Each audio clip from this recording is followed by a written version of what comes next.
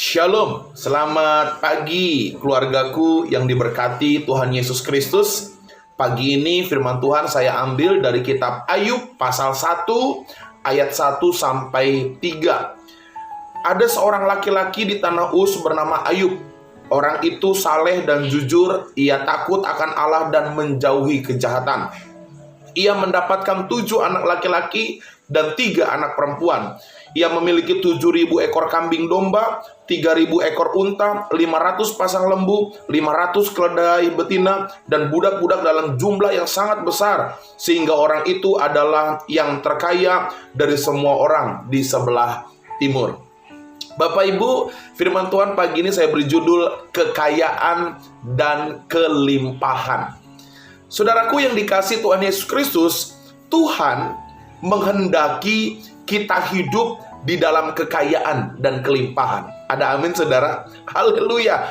Tuhan yang kita sembah Yesus Kristus menghendaki kita hidup di dalam kekayaan dan kelimpahan. Tetapi saudara, pernyataan ini menjadi pernyataan yang kontroversial ketika kita punya pemahaman yang keliru. Kita punya pandangan yang keliru. Kita seringkali berpikir, iya, Yesus mati di kayu salib, Yesus sengsara, Yesus menderita supaya yang miskin kita menjadi kaya, supaya yang menderita kita berkelimpahan dalam segala sesuatu. Lalu kita punya pandangan, saya harus kaya, saya harus punya uang banyak, saya harus melimpah dengan materi sehingga segala hal kita lakukan. Bapak Ibu ingat, kekayaan dan kelimpahan yang Yesus berikan kepada kita tidak semata-mata diukur dalam pikiran kita tentang sesuatu yang sifatnya kebendaan. Kekayaan dan kelimpahan yang Yesus berikan melalui karyanya di kayu salib itu memberikan kita sebuah pemahaman bahwa hidup kita harus memuliakan Tuhan. Ada amin saudara. Ayub adalah orang yang terkaya, melimpah kekayaannya.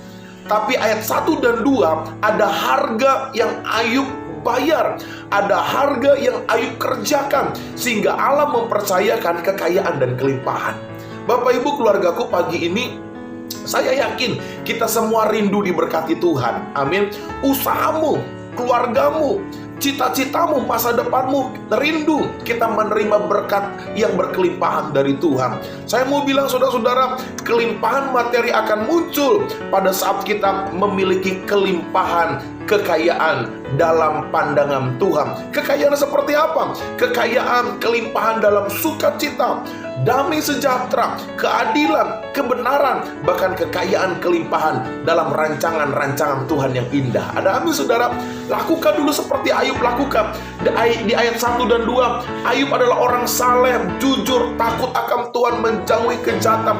Itu harga yang harus kita bayar sehingga kita menerima kelimpahan kekayaan yang Tuhan janjikan kepada kita. Nah, pertanyaan berikutnya adalah, Pak Pendeta, apa tujuan Tuhan memberikan kita hidup dalam kekayaan dan kelimpahan?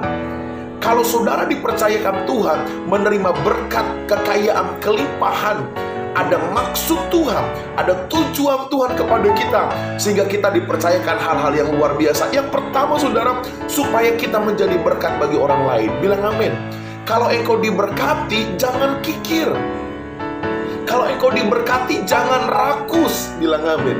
Kalau engkau diberkati, jangan pelit.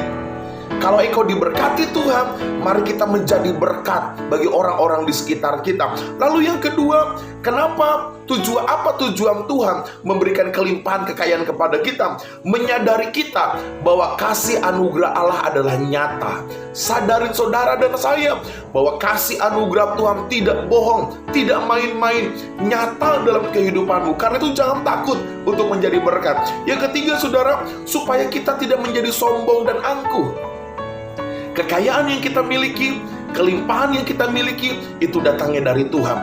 Jangan membanggakan diri, jangan meninggikan diri bahwa saya punya segala sesuatu dalam usaha saya. Saya mau bilang, itu karena kasih karunia Allah.